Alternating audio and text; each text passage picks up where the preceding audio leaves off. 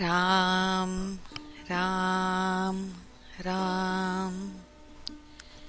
Call for disseminating the practical application of Gita and Ramayana.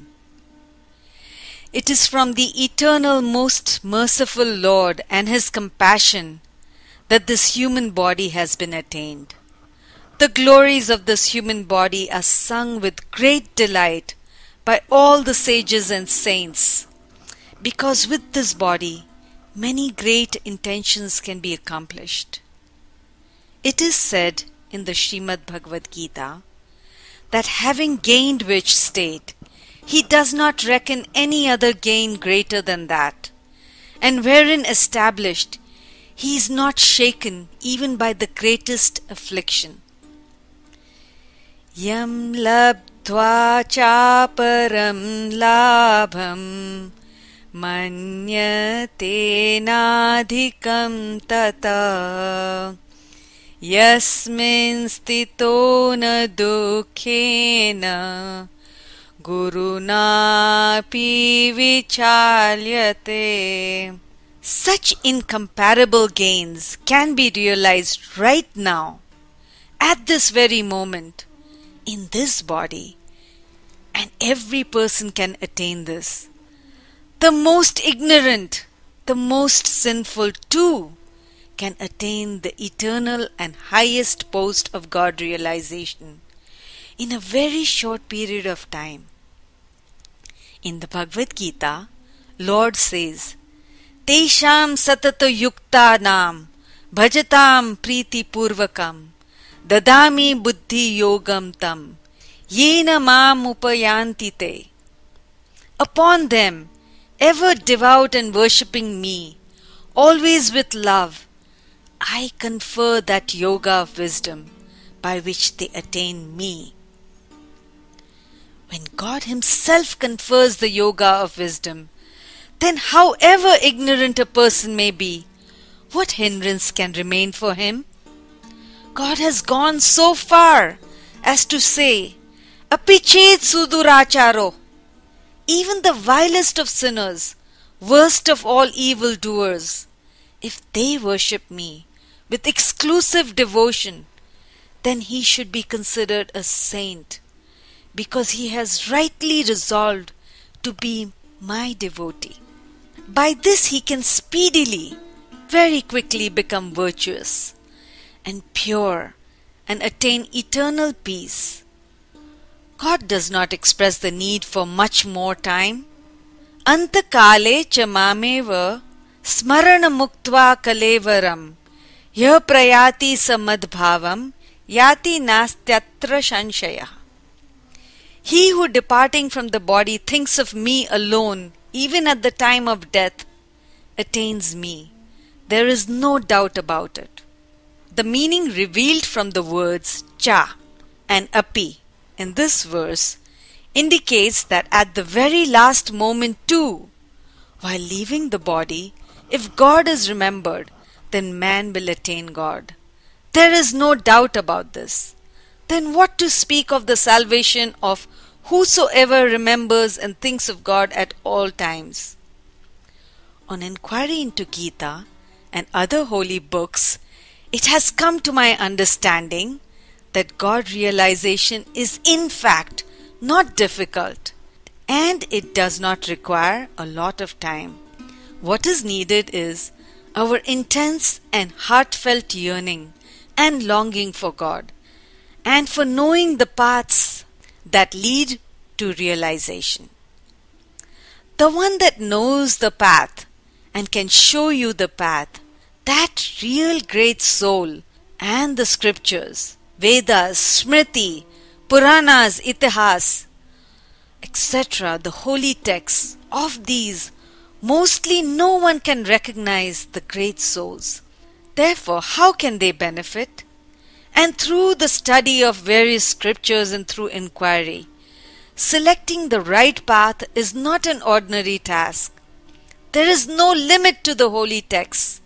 In such a state, if there is a simple, easy and small holy text that can lead one to a path of joyfulness, then according to my ordinary intellect, Srimad Bhagavad Gita and Sri Tulsidasa's Ramcharitramanas, Ramayana.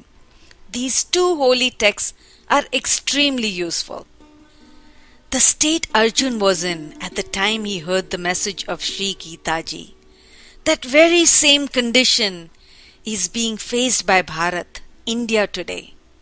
As seen from the present organization and leadership of the country, a state of not knowing and a state of confusion about one's duty. In other words, there is an unprecedented need for the ruling and leadership as during Lord Sri Ramji's rule. The exemplary conduct and behavior of Lord Ram is most applicable and required, and for this, Ramayana and Gita must be faithfully read and its meaning understood, and one's life must be lived according to it.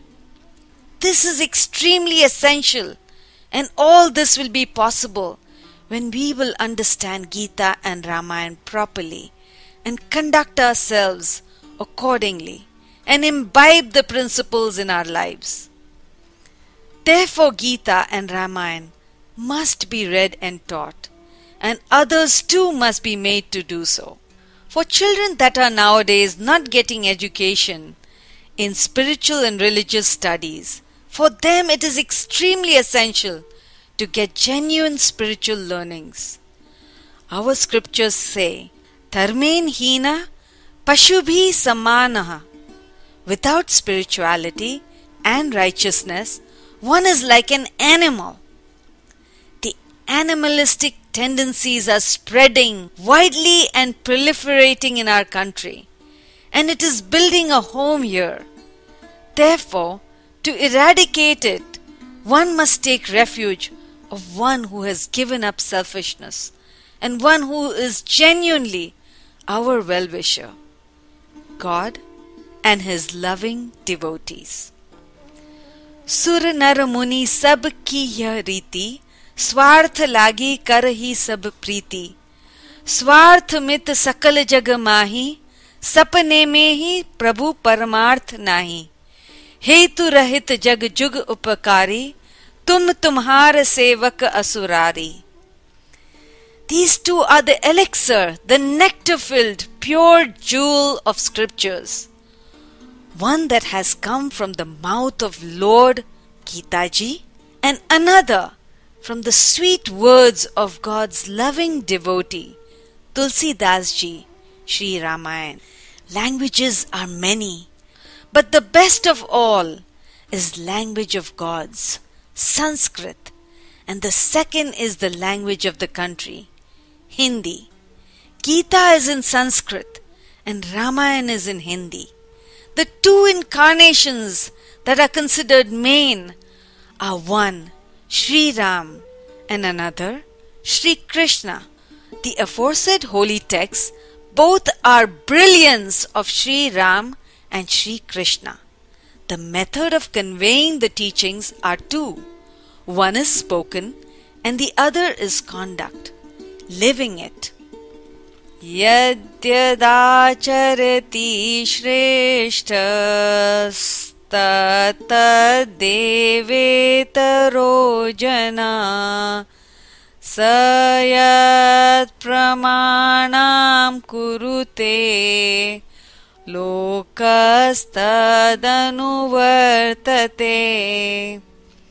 That very same set of instructions have been spoken by Sri Bhagwanji in Gita Ji, and they have been shown by Sri Ramji in Sri Ramayana. A literary composition is also of two kinds. One is to be seen and another is to be heard. Ramayana is to be seen and Gita Ji is to be heard.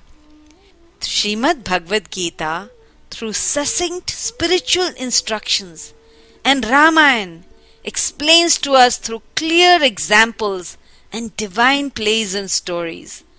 Therefore, these two holy books must be studied carefully and one must act in accordance to the instructions.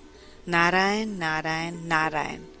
From book in Hindi, Jeevan Ka Kartavya by Swami Ramsukdas Ji. For more information and more audio, please visit www.swamiramsukdasji.net.